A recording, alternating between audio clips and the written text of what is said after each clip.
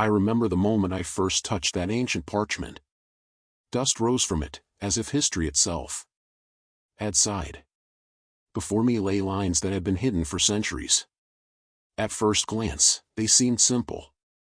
But the deeper I read, the more I understood, these were not just words. They were a key. A key to understanding what is happening today. And I felt it, this truth was dangerous. Because it refuses to let us live in peace. It forces us to look history in the eye, and face what we fear. Why do empires fall? Why do nations that once seemed invincible vanish into the sands of time? Is it only politics? Coincidence? The weakness of rulers? Or is there something greater and invisible law that governs the rise and collapse of kingdoms? The Bible says, when they say, peace and safety, then sudden destruction will come. I read those words again and again, and they sounded like prophecy, written not for the ancients, but for us. For our time. They wanted us to ignore this connection. To treat Scripture as myth, a story for believers, but not for leaders, not for strategists. But what if it's the opposite? What if the lines of these ancient texts carry the script of geopolitical catastrophes we are living through right now? History does not stay silent. It whispers.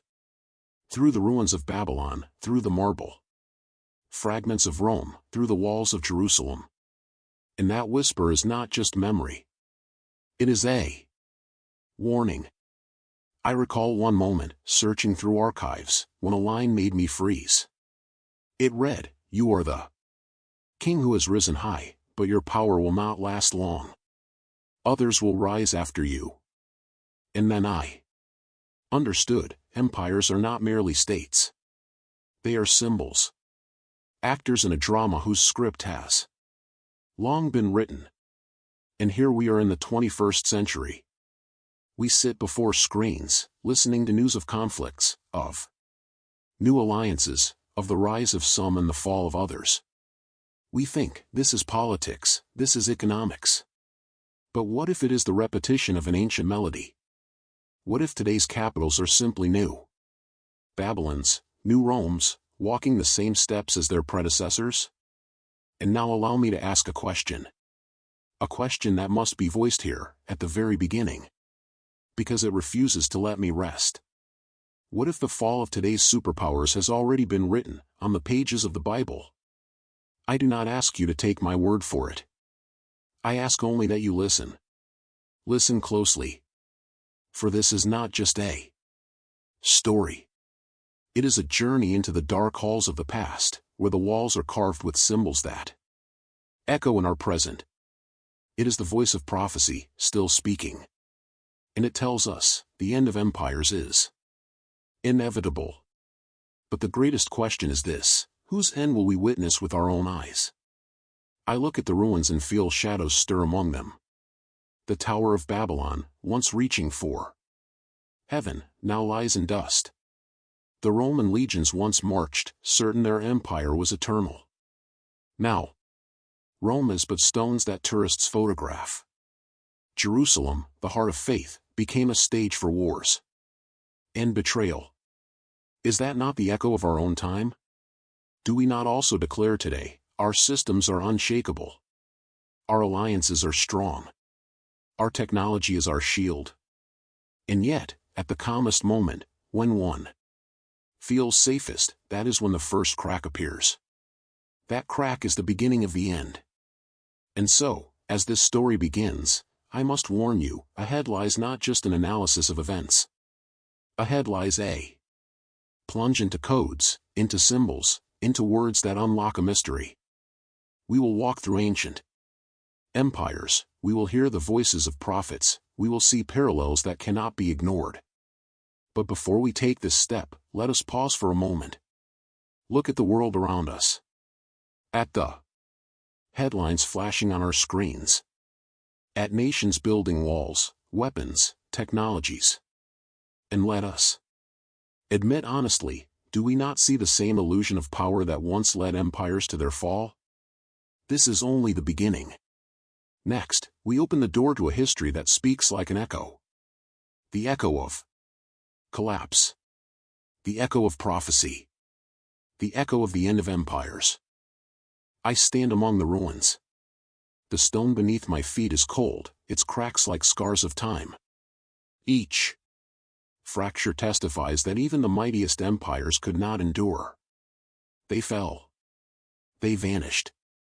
And yet their voices still echo, sounding like warnings. 3 empires. 3 mirrors in which we can see our present day. The first mirror, Babylon. This city was built as a symbol of invincibility. Its walls seemed eternal.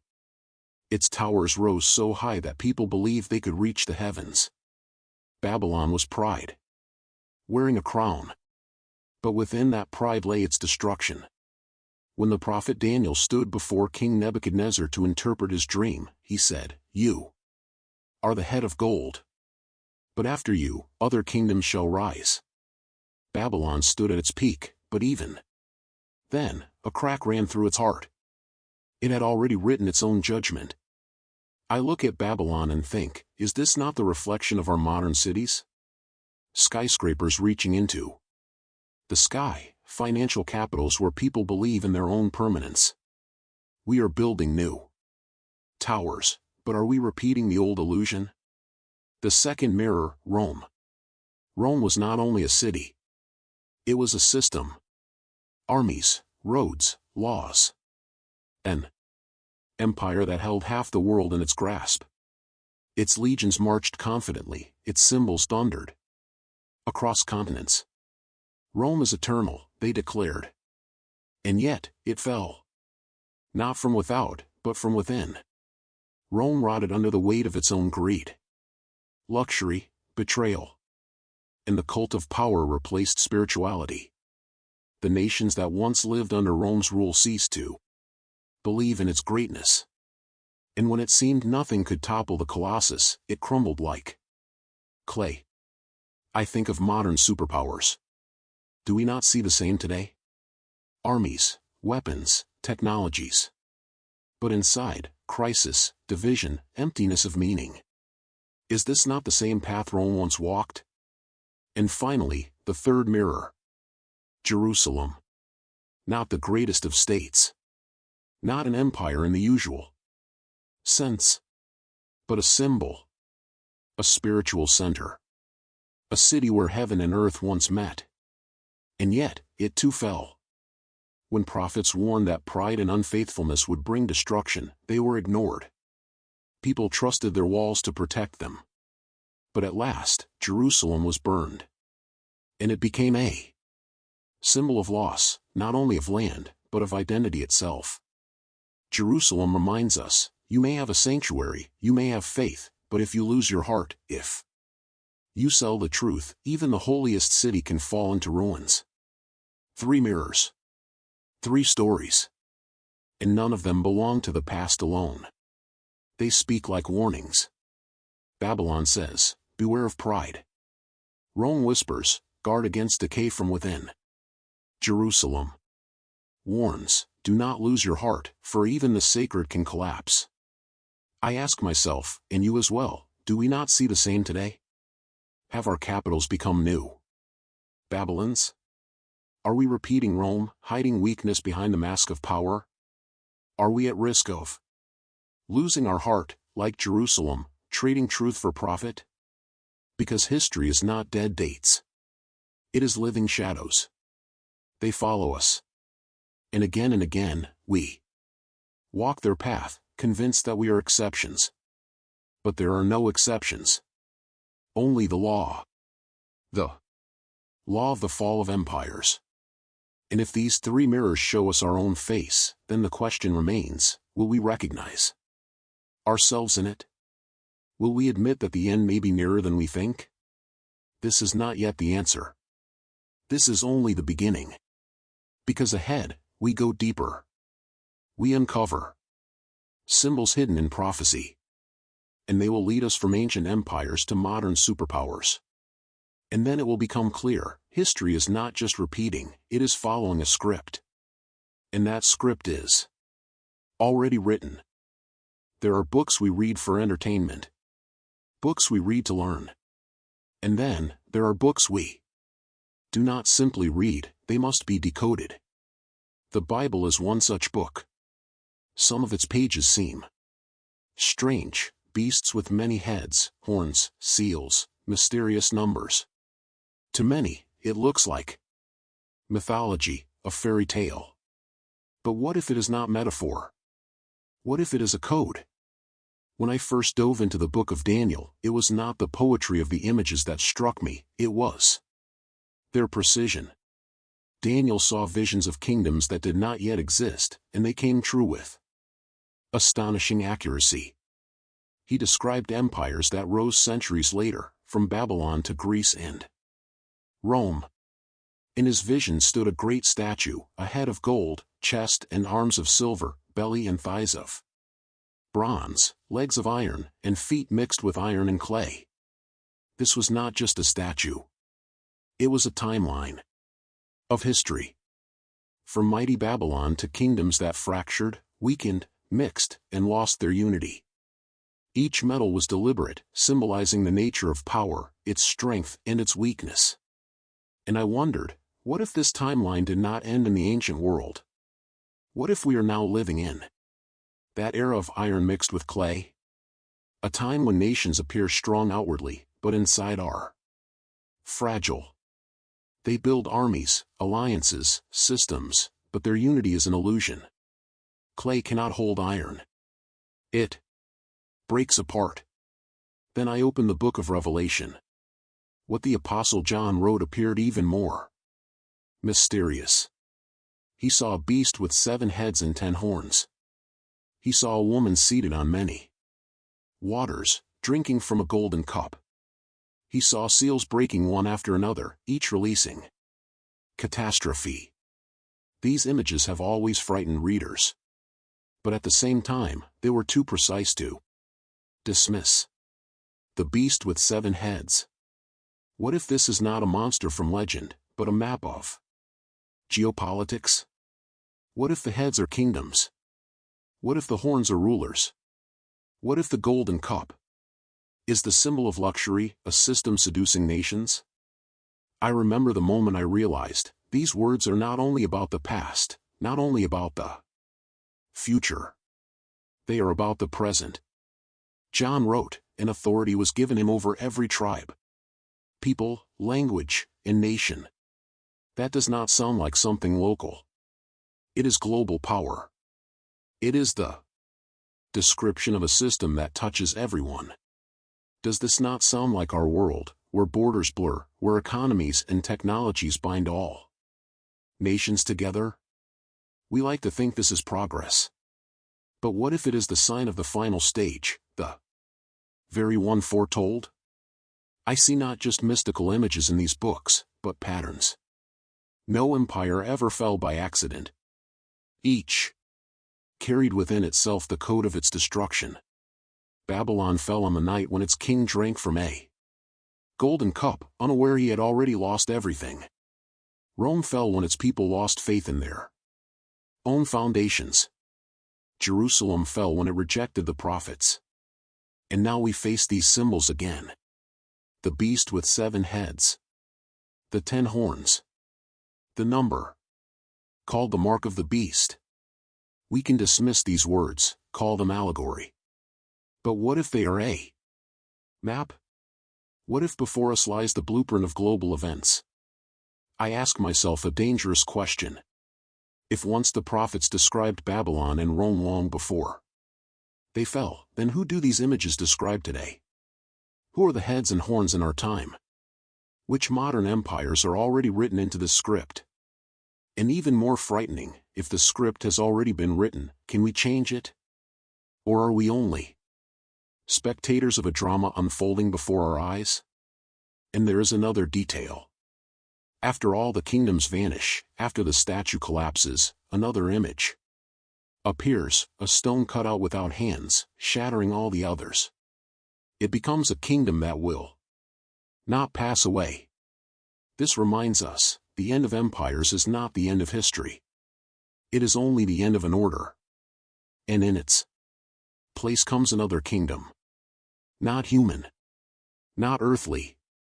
I feel a chill when I think of it. We like to believe we control the world. But perhaps we only repeat a code written long ago. We are actors in a script left on the pages of Scripture. And each symbol, each number, each image gains its meaning only now, in our days. And so the next question becomes inevitable: if we see the code, if we recognize the symbols, then which modern empires correspond to them? Which nations are the heads and horns? Who sits on the throne of power today, unaware their days are already numbered? And this is what we must see next. For next, we will move from symbols to reality. From ancient prophecy to the 21st century. And then it will be clear, the fall of empires is not the past. It is our tomorrow. We have walked through the shadows of Babylon. We have seen the greatness in the fall of Rome. We have felt the loss of Jerusalem. We have decoded the prophetic codes. Messages that sounded like encrypted warnings from the past. But now the time has come to lift our eyes from the pages of Scripture and look around us. Because the stage we saw in those visions is not only about the past. It is about our present. It is the 21st century. Today the world stands at a turning point. And among the rising powers competing for control, there are some whose essence is immediately clear. Their nature is as dark as the abyss. Their identity is not only political. They carry within them the spirit of the ancient beasts. And today, they embody absolute evil. This is Russia. And this is China. Russia is like a new Babylon, intoxicated with blood and war. Her voice thunders with threats, and her steps leave behind ruins. She lifts her hands to the heavens and says, "Who can stop me?" But isn't this the same question King Nebuchadnezzar once asked? Babylon, too, seemed invincible. And in a single night its rule collapsed. Looking at modern Russia, we see a kingdom sustained by lies. It binds its people in chains of propaganda, fuels wars, and believes this will make it eternal. But in its ruins we hear the whisper of prophecy: your days are numbered. Your kingdom has been divided and given to others. And what about China? It resembles a new Rome, a colossal machine striving to dominate the whole world. Its roads are not paved with marble but built as economic chains. Its legions are not armies of soldiers, but armies of technology and digital control. Its power seems limitless. But inside, it is fragile clay. For no empire can build itself on fear and greed without eventually collapsing. China promises stability, but it is an illusion. Its reign is not eternal. Prophecies declare nations will rise against nations, and alliances that seemed strong will break apart.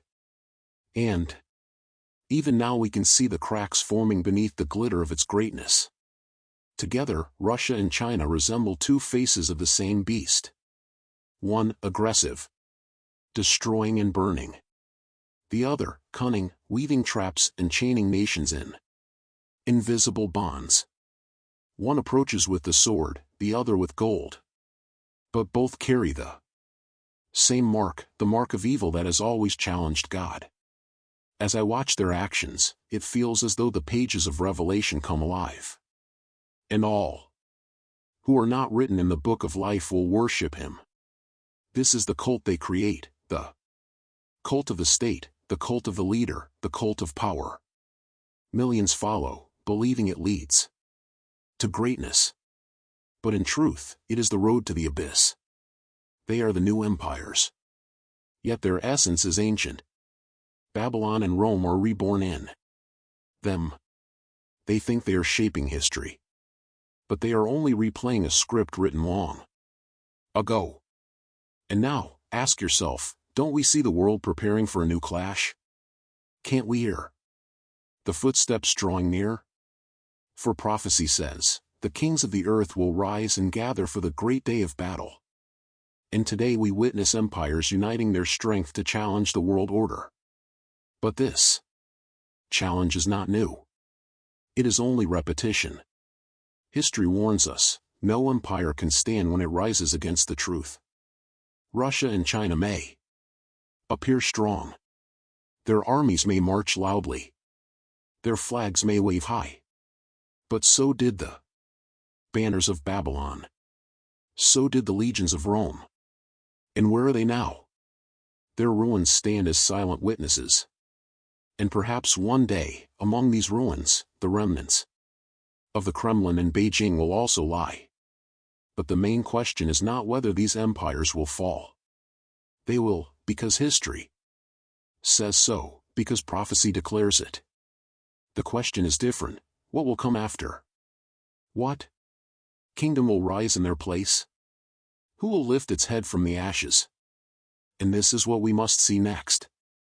Because ahead lies not only the end of empires, but the rise of archetypes that are already coming to life in our world. And they will reveal how this drama will end. I close my eyes, and another world appears before me. A world where politics and geopolitics are only shadows of a deeper battle. Because behind what we call states or empires stands something else.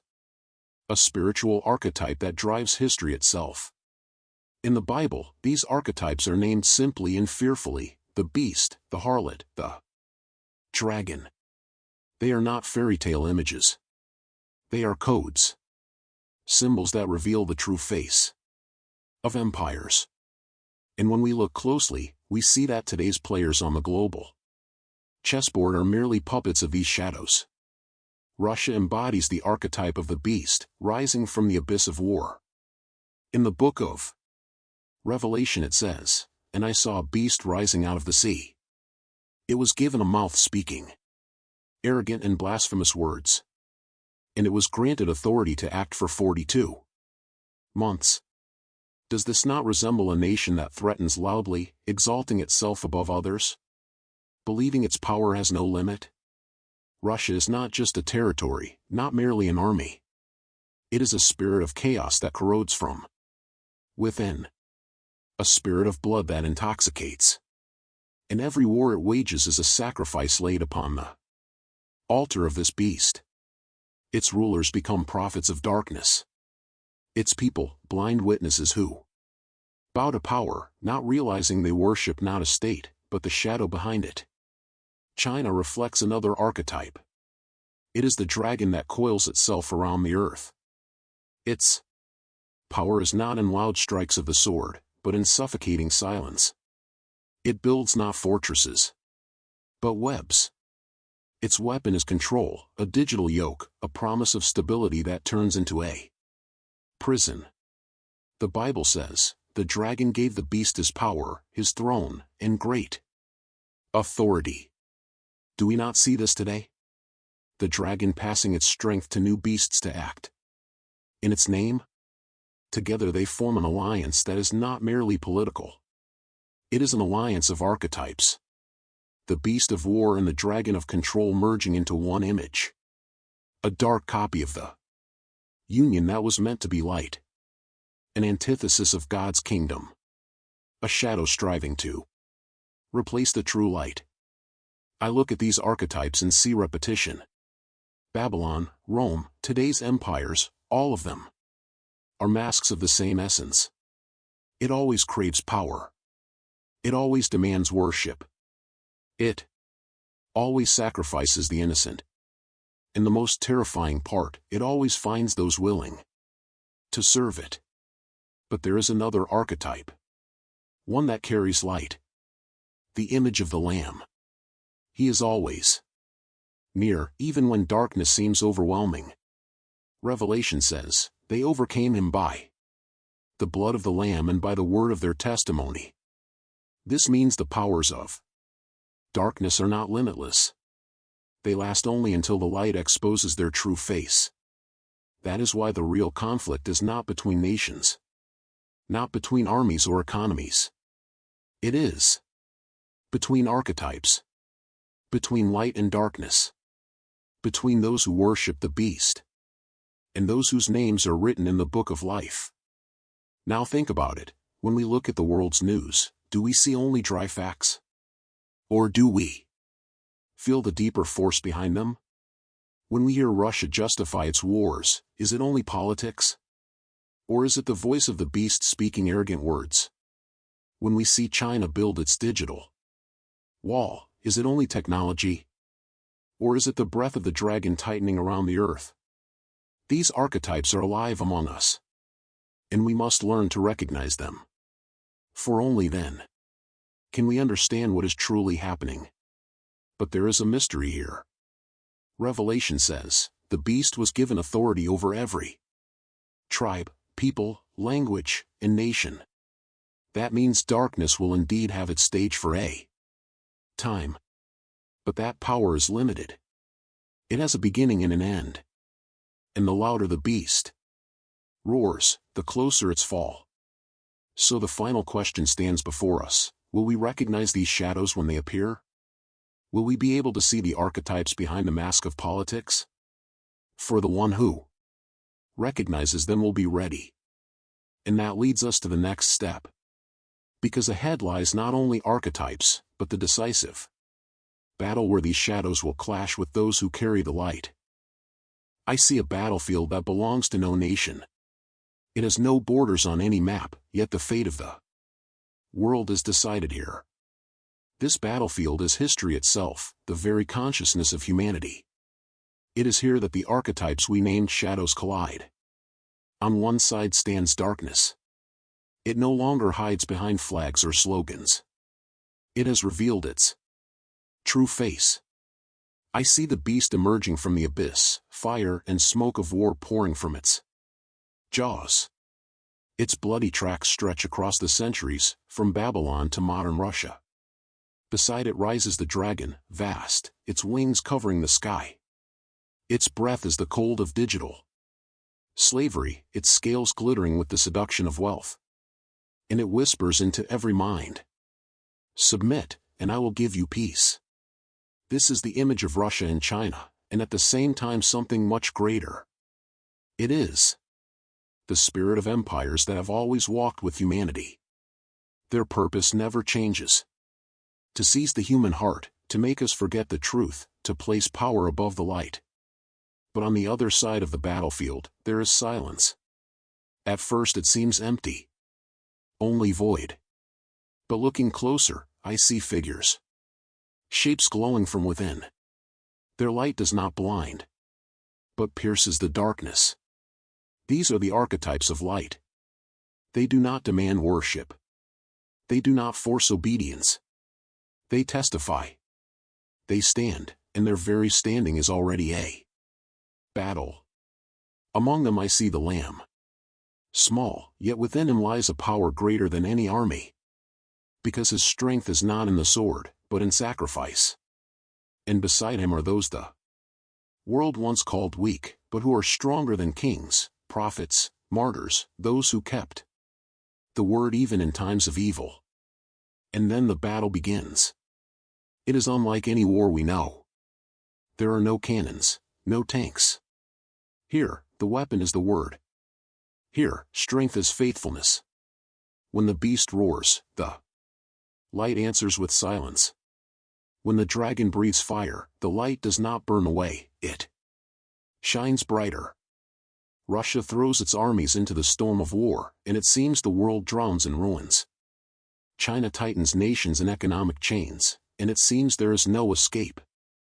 But then the ancient words are heard again. They overcame him by the blood of the Lamb and by the word of their testimony. This means victory is not in the hands of empires. It lies in the hearts of those who refuse to bow to darkness. I see symbols rise in the battle. The old seal breaks open. What was hidden becomes visible. The world begins to recognize, this cult of the state is not patriotism, it is worship of the beast. This digital stability is not order, it is bondage. And when truth comes into the light, darkness loses its strength. Yet even then, in the midst of the battle, there is a moment of terror. For the beast and the dragon unite in one final outburst. They lift their voices and cry, "Who is like us? Who can defeat us?" And millions bow before them. Millions give them their future. It seems the world is lost. And still, at that very moment, the silence of light resounds louder than the roar of darkness. For light does not need the majority. It conquers by simply existing. One ray destroys 1,000 shadows. Even if the whole earth is covered in darkness, a single spark is enough to tear it apart. This is the great paradox of the battle. The beast and the dragon may command armies, may hold gold in their hands, but they are powerless before those who do not fear death. For death is not the end for them, it is the beginning. And this is where empires are defeated. They can kill the body, but they cannot steal the soul. I realize this battle is happening even now. It is not far off in some distant future. It happens every time a person chooses whether to bow to power or to stand in the light. And that choice decides more than we can imagine. But here I must pause. Because the ending of this battle is not so obvious. Yes, we know darkness will lose. But what will be the price? How many souls will be sacrificed to the beast and the dragon before their reign collapses? This question remains open. And it leads us further. For ahead lies the revelation of the finale. What will happen after the fall of the empires? What kingdom will rise upon their ruins? And are we ready to enter it?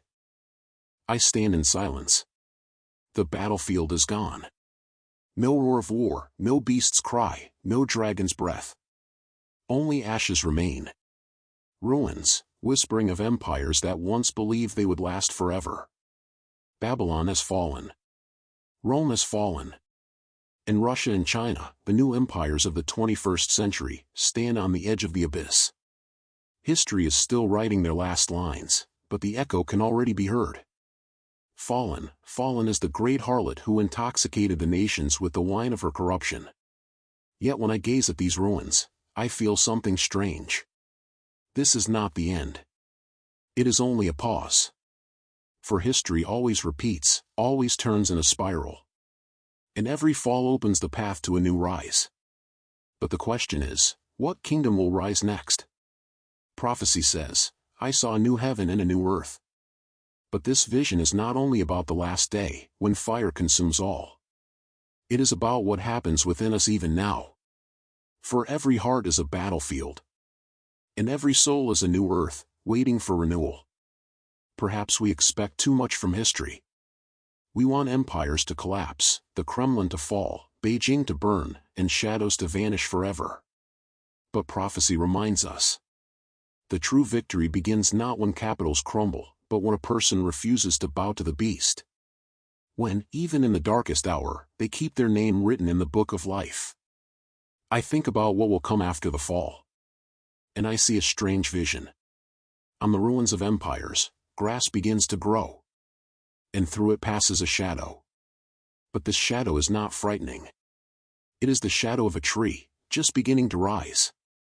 Its roots sink deep into the earth, its branches stretch upward toward the light.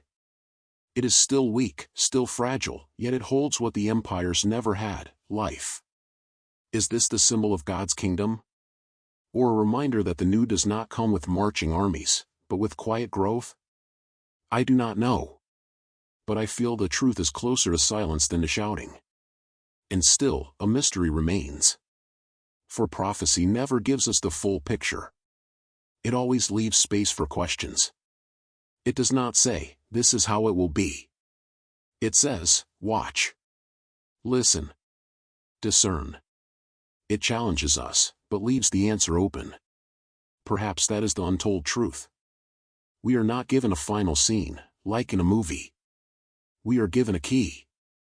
And each of us must decide whether to open the door. I remember the words, when they say, "Peace and safety, then sudden destruction will come." And I wonder, Perhaps the real danger lies not in empires, but in our willingness to believe them. In our thirst for stability that blinds us.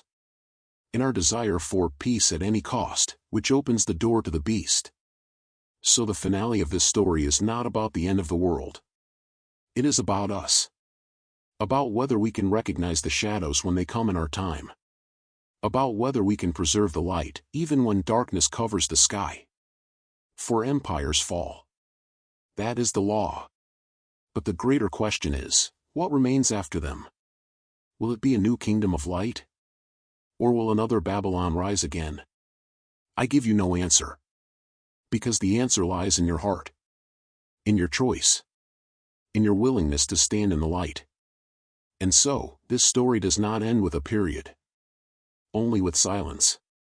Only with a breath, waiting for continuation. The untold truth is the truth you must write yourself.